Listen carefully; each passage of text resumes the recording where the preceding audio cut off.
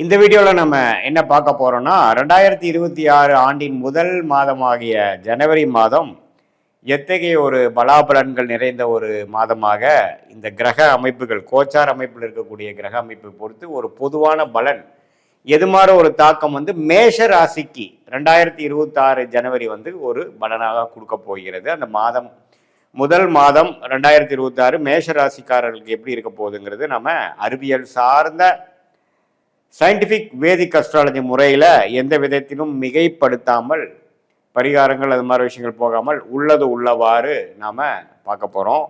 இப்போ பாருங்க 2026 பிறக்கும் பொழுது சனி மேஷராசிக்கு 12ஆம் இடத்துல இருந்து விரய சனியாக இருக்கிறார். குரு 3ஆம் இடத்திலே நீடித்திருக்கிறார். ஜனவரி மாதம் முழுக்கும் இருக்கிறார். சனியும் எந்த மாற்றமும் இல்லை. ராகு 11ஆம் இடத்திலும் கேது 5ஆம் இடத்திலும் நீடித்திருக்கிறார். ஸோ ஆண்டு கிரகம் எதுவும் ஜனவரி மாதம் மாறப்போறதில்லை, பயிற்சி பெற போறதில்லை. ஸோ சனி 12ல் இருக்கக்கூடிய விரய சனி விரயத்தை கொடுக்கக்கூடிய சுப விரயமா அது நல்ல விரயமாங்கிறது உங்களுக்கு நடக்கக்கூடிய தசாபுக்திகள் பொறுத்து அடங்குகிறது. குரு 3லிருந்து 7 பார்க்கும் பொழுது திருமண விஷயங்கள், பங்குதாரர்கள், நண்பர்கள் விஷயம், புதிய தொடர்புகள், கொலீக்ஸ், கஸ்டமர் அது மாதிரி விஷயத்துலலாம் நல்ல சாதகமான நிறையா எக்ஸ்பான்ஷன், புதிய கான்டாக்ட்ஸ் கிடைக்கக்கூடிய அமைப்புகள் எல்லாம் கொடுக்கும். ஏன்னா குரு எந்த வீட்டை பார்க்குறாரோ அந்த வீட்டை அதிக வலுப்படுத்துவார். அதே சமயத்தில் 9ஆம் வீட்டை பாகிஸ்தானத்தை வலுப்படுத்தி ஓரளவுக்கு சில லக்கு, சில விஷயங்கள் உங்களுக்கு சாதகமாக நடக்கிற மாதிரி விஷயங்கள்லாம் நடக்கிறதுலாம் தொடர்ந்து இருக்கும். ராகு 11ஆம் இடம் லாபஸ்தானத்தில் இருக்கிறது. அந்நிய சூழ்நிலையில் வெளி வட்டாரத்து மூலமாக சில சடன் பெனிஃபிட்ஸ் அதெல்லாம் வரக்கூடிய அமைப்புகள். குழந்தைகள் இருக்கக்கூடிய பாவமாகிய 5ஆம் இடத்துல கேது இருக்கிறது. சிறு சிறு தொந்தரவுகளும் குழந்தைகளுக்காக சில மெனக்கெடுதலும் கொடுக்கக்கூடிய அமைப்புகள் உண்டு.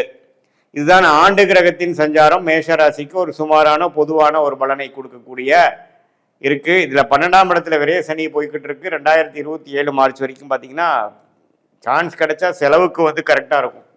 எது நடக்குதோ இல்லையோ செலவு வேணால் ஆயிட்டு இருக்கும். செலவுக்கு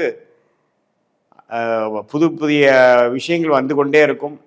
வருமானம் எவ்வளோ இருந்தாலும் செலவுகள் இருக்கும். அது சுப செலவுகளாக, இன்வெஸ்ட்மெண்ட்டாக, ஃபியூச்சருக்கு யூஸ் ஆகிற மாதிரி விஷயங்கள் பண்ணிக்கிறது மேஷராசிக்காரர்களுக்கு உடைய சாமர்த்தியம்.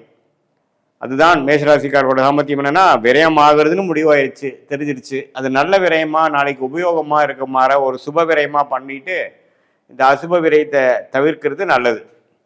அதே மாதிரி மாத கிரகங்கள் எப்படி இருக்குன்னு பார்த்தீங்கன்னா மாதத்தின் முதல் பகுதி 14ஆம் தேதி 15ஆம் தேதி வரைக்கும் ஃபர்ஸ்ட் ஹாஃப் எப்படி இருக்குன்னா 9ஆம் இடத்திலேயே செவ்வாய், சூரியன், புதன், சுக்கிரன்.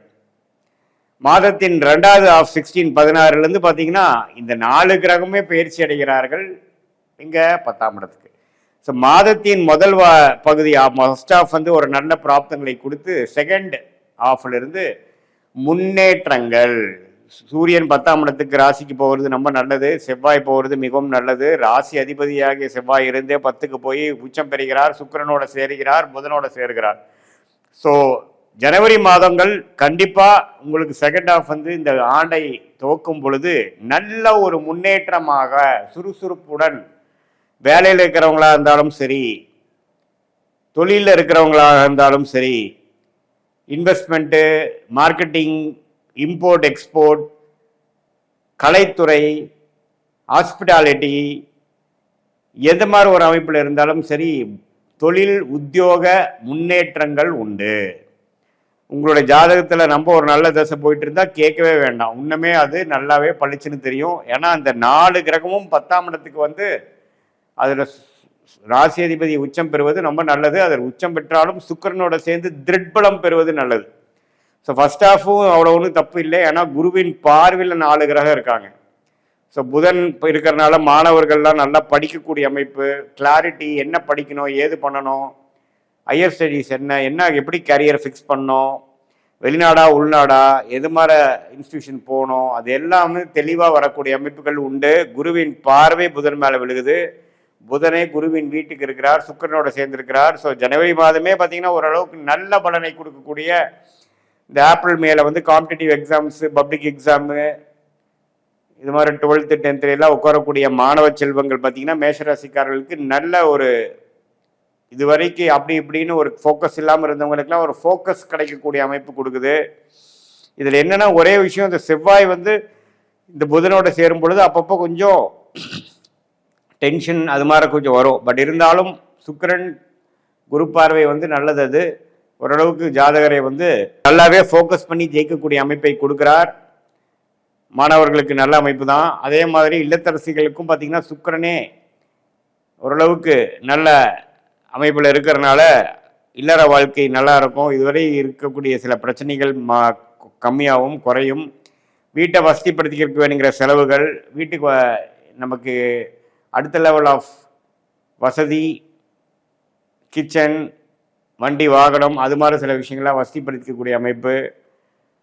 தொழில் மேன்மை, நீங்கள் ஆல்ரெடி நீங்கள் ஒரு வேலையில் இருந்தாலும் சரி, அல்லது ஒரு பிஸ்னஸ் பண்ணலான்னு நினச்சிட்டு இருந்தாலும் சரி, அதெல்லாம் உடனே நிறைவேற்றக்கூடிய ஒரு மாதமாக ஆண்டின் முதல் மாதமே ஒரு அருமையான துவக்கத்தில் வருகிறார்.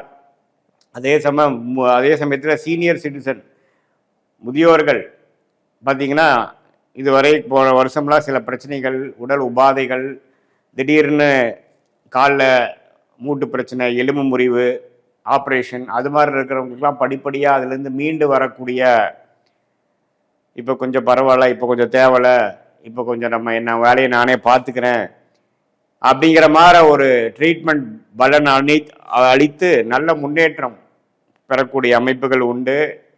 தொழிலாளிகளும் தொழில் அதிபர்களும் வேலைக்கு போகிறவங்களுக்கும் என்ன முன்னேற்றம் வரப்போகுது நான் ஆல்ரெடி சொல்லிட்டேன்.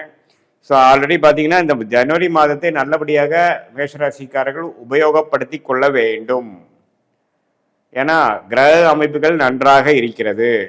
அதை வந்து நல்லபடியாக யூஸ் பண்ணக்கூடிய தேவைகள் இருக்குது. இதில் என்னென்னா, நம்ம ஓவர் இன்வெஸ்ட்மெண்ட்டு அகலக்கால் எடுத்து வைக்காமல் படிப்படியாக முன்னேறணும் அப்படிங்கிறது தான் ஜோதிட ஆலோசனை.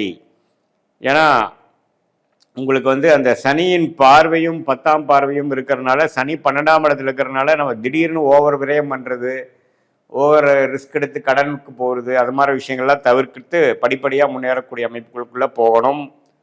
மற்ற அமைப்புகள்லாம் ரொம்ப நல்லா இருக்குது. இப்போ நம்ம சொன்னது பார்த்திங்கன்னா ஒரு பொதுவான பலனை தவிர, உங்களுடைய ஜென்ம ஜாதகத்தில் எது மாதிரி ஒரு தசாபுக்திகள் போய் கொண்டிருக்கிறது, எந்த லக்னத்தில் பிறந்தீங்க, அந்த லக்னத்துக்கு என்ன மாதிரி தசை போய் கொண்டிருக்கிறது, ராஜயோக திசையா, சுமாரான திசையா, வரவேண்டிய திசையா, வரக்கூடாத திசையா, அந்த தசை புக்தியெலாம் வந்து இப்போ கோச்சாரத்தில் எத்தகையோட அமைப்பு இருக்குது. நம்ம இப்போ பேசின குரு, ராகு, கேது, சனி, மாதகரங்கள்லாம் வந்து நம்ம சொல்லக்கூடிய புக்திநாதனாக வரும்பொழுது அது எந்த மாதிரி தாக்கத்தை கொடுக்குறார்கள், எது மாதிரி விஷயங்கள் வந்து அடுத்து நடக்க போகிறது. ஸோ இந்த மாதிரி தசாபுக்திகள்லாம் வைத்து பார்க்கும் பொழுது சயின்டிஃபிக் வேதிக் அஸ்ட்ராலஜி முறையில் உங்களுடைய பலன்கள், துல்லியமான பலன்கள், அடுத்து வரக்கூடிய ஷார்ட் டேர்ம், அடுத்து வரக்கூடிய லாங் டேர்ம் லைஃப் ப்ராஸ்பெக்ட்ஸ் எப்படி இருக்க போகுது, எது மாதிரி பிராப்தங்கள் உங்களை காத்து கிடைக்கிறது, எது மாதிரி விஷயங்கள் நமக்கு ஒத்து போகும், எது மாதிரி விஷயங்கள் எப்போ நடக்கும் அப்படிங்கிறத கண்டிப்பாக நாம் சயின்டிஃபிக் வேதிக் அஸ்ட்ராலஜி முறையில் துல்லியமாக தெரிஞ்சு வாழ்க்கையில் தேவையற்ற திட்டங்கள், தேவையற்ற முடிவுகளை தவிர்த்து நேர்கோடாக சென்று நம்மளுடைய பிராப்தத்தை நம்ம அறிந்து நம்ம வாழ்க்கையில் வெற்றி பெற முடியும் என்று சொல்ல விரும்புகிறேன். மீண்டும் மற்றொரு காணொளியில் சந்திப்போம். நன்றி, வணக்கம்.